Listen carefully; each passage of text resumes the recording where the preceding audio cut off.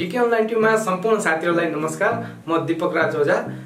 अरु बेला सधैं यो डीके अनलाइन ट्युब युट्युब च्यानलमा तपाईहरुले स्क्रिन शेयर गरेको भिडियोहरु पाउनुहुन्थ्यो अथवा कम्प्युटरको स्क्रिनबाट केही कुराहरु अनलाइन सम्बन्धी कुराहरु शेयर गरेको भिडियोहरु तपाईहरुले पाउनुहुन्थ्यो भने आज पहिलो पटक म मेरो यसरी ओरिजिनल भिडियो ल्याएर तपाईहरु समक्ष आएको छु।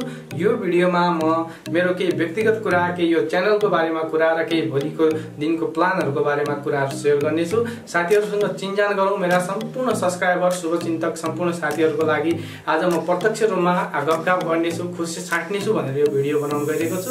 कृपया साथीहरु यो भिडियोलाई हेरेर साथ दिन होला। के कस्तो छ कमेन्ट गर्न होला। पहिलोचोटी क्यामेरा फेस गर्दैछु, यानी कि क्यामेराको अगाडि आएर पहिलो पटक भिडियो बनाउँदैछु। त्यही भएर कि कमी कमजोरी बोल्दा समस्या हुन सक्छ। त्यसमा तपाई सम्पूर्ण साथीहरुले साथ दिनुहुन्छ भन्ने आशा लिएको छु। त आज सबैभन्दा पहिला एउटा खुसीको कुरा सम्पूर्ण मेरा साथीहरुलाई शेयर गर्न चाहन्छु। त्यो तपाई सम्पूर्णकै साथ सहयोग र सपोर्टले भएको। मैले छोटो समयमै मेरो यो डीके अनलाइन ट्युब च्यानललाई मोनेटाइज गर्न सफल भएको छु। करिब 20-22 घण्टा भित्र नै पहिलो पटकमै मेरो च्यानल मोनेटाइज भएको छ। त्यसको लागि जुन एउटा थ्रेशहोल्ड थियो 1000 सब्स्क्राइबरको, त्यसैगरी 10,000 भ्युज र 4000 घण्टा पब्लिक वाच टाइमको जुन समय थियो त्यो सम्पूर्ण साथीहरुले पुरा गरिदिनु भएको छ। त्यसको लागि फेरि पनि म सम्पूर्ण साथीहरुलाई एकचोटी धन्यवाद दिन चाहन्छु। यो च्यानल खास गरी मैले कसरी कन्सेप्टमा ल्याएँ, कसरी सुरु गरेँ र कसरी अगाडि बढ्दैछ, अब आगामी दिनमा पनि कसरी यो च्यानललाई अगाडि बढाउने भन्ने बारेमा पनि आज म केही कुरा शेयर गर्नेछु। तपाईहरुलाई के मनमा लागेको छ अथवा यो साथीले चाहिँ यसरी गर्दिए हुन्थ्यो, यो तरिकाले इन्फर्मेसनहरु शेयर गर्दिए हुन्थ्यो जस्तो लाग्छ भने कृपया कमेन्टमा तपाईहरुले त्यो कुराहरु लेख्न सक्नुहुनेछ। आजभन्दा ठ्याक्कै एक वर्ष अगाडि विश्वमै भनौं अथवा हाम्रो देश नेपालमा पनि कोरोना कालले गर्दा लकडाउन सुरु भएको थियो। त्यो बेला अब खाली समय थियो। खाली समयको बेलामा यसो मनमा आयो कि आफ्नो लागि त सबैले केही न केही गरेकै छन्, मैले पनि आफ्नो हिसाबले केही गरिरहेको छु। आफ्नो लागि, आफ्नो घर परिवारको लागि, व्यक्तिगत फाइदाको लागि त जे पनि गरेको हुन्छ मान्छेले, अरूको लागि चाहिँ के, what can I do for others भन्ने पनि मनमा बेला बेलामा आउँथ्यो। त्यही सोचेर चाहिँ मैले यसो सोचेँ भने मलाई के थाहा छ त, मैले के कुराहरु अथवा ममा भएको केही जानकारीहरु, ज्ञानहरु अरूलाई शेयर गर्न सक्यो भने चाहिँ केही फाइदा हुन्छ कि, अब त्यसको प्लेटफर्म के भन्ने पनि एउटा मनमा कुरा आउँथ्यो। त्यही भएर नै मैले एक वर्ष अगाडि एउटा युट्युब च्यानल खोलौँ र त्यसमा खास गरी यो एजुकेसनल भिडियोहरु राखौँ भन्ने हिसाबले चाहिँ म अगाडि बढेको थिएँ। एजुकेसनल भिडियो भनेको म साइन्स म्याथसँग स्कुल लेभलको भिडियोहरु बनाउँछु, अपलोड गर्छु र त्यही भिडियोहरु हाल्छु भन्ने थियो। सुरुवाती दिनहरुमा अलिअलि भिडियो त्यसरी पनि हालियो, तर पछि बिस्तारै के सोच्यो भने त्यो भिडियोहरु हाल्दाखेरि एउटा भ्युअर्सहरु लिमिटेड हुँदो रहेछ। लिमिटेड टाइपको भ्युअर्सहरु मात्र आउने भएर मैले पछि सोचेँ कि हैन, एउटा निश्चित वर्गलाई तोकेर भिडियो बनाउने भन्दा पनि सम्पूर्णको लागि हो नि। यसको बनाउनु चाहिँ म एजुकेसन सेक्टरकै भिडियोहरु बनाउँछु जे बनाए पनि, तर एउटा सीमित दायरा मात्र नभएर सम्पूर्णलाई काम लाग्ने हिसाबको भिडियोहरु बनाउँछु भन्ने सोचेर चाहिँ मैले त्यसरी सुरुवात गरेको थिएँ। धेरैवटा भिडियो नभए पनि 20-22 वटा भिडियो मैले त्यो बेला बनाएको थिएँ। अब खासै राम्रो रिस्पोन्सहरु, खासै राम्रो भ्युजहरु नआएपछि मैले बिचमा ब्रेक पनि गरेँ। 2-4 महिना त्यतिकै 4-6 महिना त्यतिकै भयो। फेरि सोचेँ हैन, कन्टिन्युटी दिनुपर्छ भनेर मैले जब यो लोकसेवा आयोग लगायतका अन्य थुप्रै अनुसन्धान विभागको अरू फर्महरु पनि अनलाइन फर्महरु खोलेको हुन्थ्यो र कतिपय साथीहरुलाई चाहिँ के हुन्थ्यो भने कन्फ्युज भइरहन्थ्यो कसरी भर्ने, त्यसको लागि चाहिने फोटोको क्राइटेरिया, डकुमेन्टहरुको साइजहरुको कुराहरु कसरी मिलाउने भन्ने जुन एउटा कन्फ्युजन रहेको हुन्थ्यो। हुन त अरू च्यानलहरुमा पनि बनिरहेका हुन्थ्यो। त्यसमा चाहिँ मैले चाहिँ अलि फरक हिसाबले बनाउनु पर्छ है भन्ने सोचेर चाहिँ बनाउँदै गए। म 1-2 भिडियो बनाएर राम्रै रिस्पोन्स पायो, राम्रै भ्युजहरु पायो। करिब 10-12 हजारको 10, 20, 30, 50 भ्युज आउने मान्छेलाई एकैचोटी 10-12 हजारको भ्युज आउनु भनेको त्यो पनि राम्रो कुरो थियो।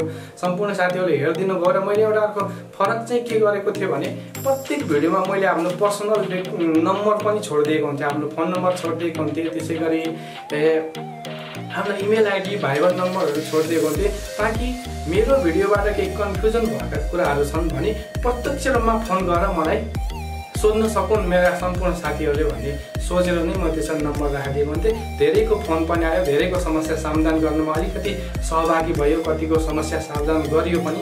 त्यसमा म आफूले भाग्यमान पनि ठान्छु। अनि अर्को कुरा के थियो भने त्यसरी नै मैले जस्तै पुलिस रिपोर्टहरू, त्यसै प्यान नम्बरहरू, भ्याट दर्ताका कुराहरू, त्यसै कम्पनी दर्ताका कुराहरू, अनलाइन पेमेन्टका कुराहरूदेखि लिएर थुप्रै अरू हुन्छन्। जस्तै अनलाइन सम्बन्धी कामहरूमा सहयोग गर्ने अथवा सहयोग पुग्ने किसिमको भिडियोहरू चाहिँ मैले बनाएको थिएँ र तिनीहरूमा म निकै राम्रो रिस्पोन्स पायो। सब्सक्राइबरहरू पनि बढ्दै गए, भ्युजहरू पनि राम्रो आउँदै गयो, च्यानल पनि ग्रोथ हुँदै गयो। अब पब्लिक भ्यू टाइम पनि बढ्दै गयो मेरो। त्यो हुँदाहुँदै मैले चाहिँ अब चाहिँ के आश पलायो भने वो गर्नु पर्दो रहेछ, भिडियोको कन्टेन्ट अलि राम्रो दिन सक्यो भने चाहिँ पत्याउँदा रहेछन् है मान्छेले। अब चाहिँ कन्टिन्युटी दिनुपर्छ भन्ने लागेर चाहिँ मैले फेरि सुरुवात गरेको। यसमा सम्पूर्ण साथीहरूलाई म धन्यवाद दिन चाहन्छु। भर्खरै मेरो च्यानल मोनिटाइज पनि भएको छ। यसमा सम्पूर्ण सहयोग मेरा साथीहरूको छ। यदि तपाईँहरूले पनि मलाई साथ दिन चाहनुहुन्छ भने कृपया मसँग जोडिनु होला, मेरो च्यानलसँग जोडिनु होला। डिके अनलाइन ट्युब तल लिङ्क पनि छ, यहाँ तपाईँले सब्सक्राइब गरेर पनि साथ दिन सक्नुहुनेछ। अब आगामी दिनमा मैले पनि अर्को पनि के सोचेको छु भने साथीहरू, जस्तै एजुकेसनल भिडियो भन्दा पनि इन्फर्मेसन दिने टाइपको भिडियोहरू बनाउने छु। अब सबैलाई थाहा छँदैछ, अब हरेक काम कुराहरू अहिले अनलाइनको माध्यमबाट हुँदै गइरहेका छन्। बिस्तारै भौतिक उपस्थितिमा हुने कामहरू भनौँ न विस्थापित हुँदै गइरहेका छन्। हरेक कुराहरू अनलाइन सिस्टममा आइसकेका छन्। त्यसको लागि अब हाम्रो प्रविधिबाट अलिक टाढै रहेको देश, त्यसमा पनि दूरदराज ग्रामीण बस्तीहरू छन्।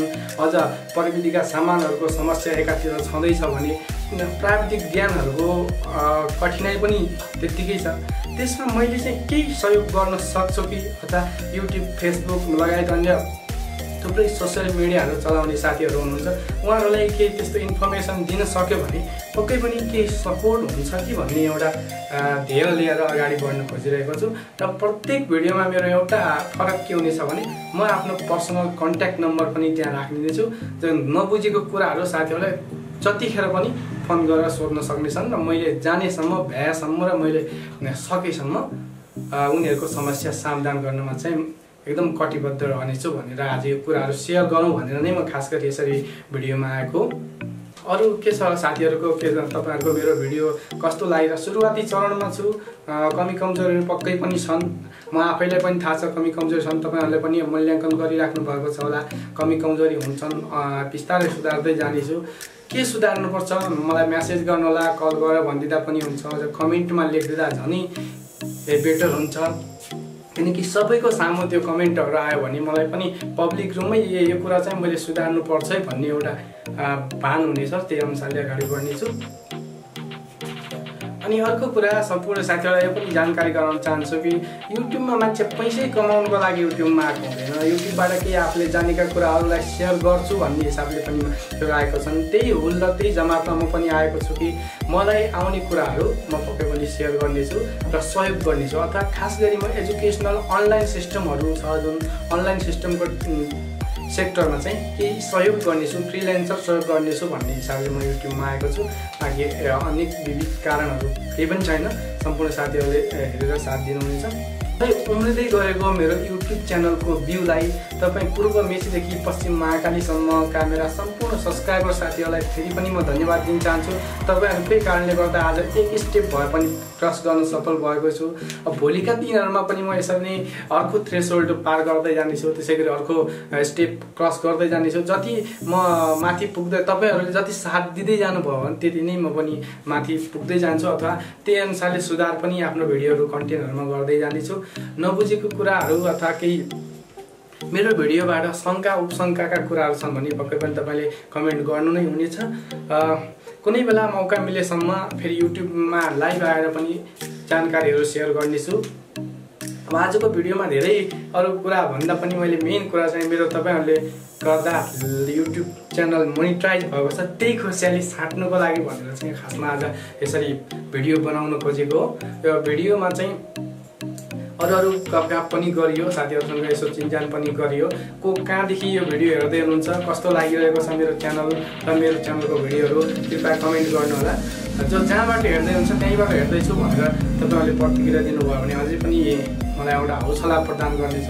भर्खर पाइला चाल्दै गरेको तपाईँको सिकारो दाइ भाइ अथवा जे भने पनि तपाईँहरूकै साथी भने पनि मलाई हौसला मिल्नेछ साथीहरू। त्यसैले तपाईँको एउटा वर्ड नै मेरो लागि मार्गदर्शक हुनेछ भन्ने पनि तपाईँहरू सम्पूर्ण साथीहरूलाई रिक्वेस्ट गर्न चाहे। अब आजको यो भाषण जस्तो पनि भयो है।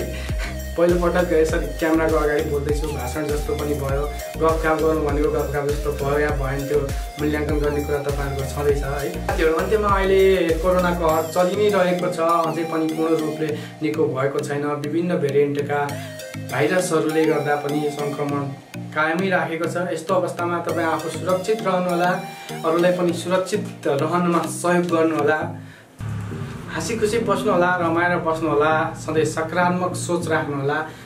यही सकारात्मक सोच राख्यो भने हरेक कामहरू कुराहरू बिस्तारै नर्मल अवस्थामा आउँदै गर्नेछन् भन्ने पनि सम्पूर्ण मेरा दर्शक महानुभावहरू, त्यसै गरी मेरा सब्सक्राइबर साथीहरूलाई पनि जानकारी दिन चाहन्छु तारिक।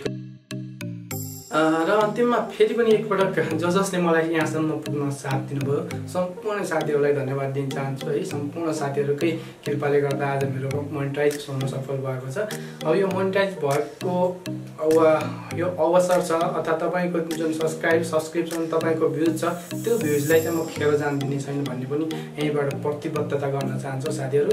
अन्तिममा सम्पूर्ण साथीहरूलाई फेरि पनि धन्यवाद भन्दै म आजलाई बिदा हुन्छु। नमस्ते है।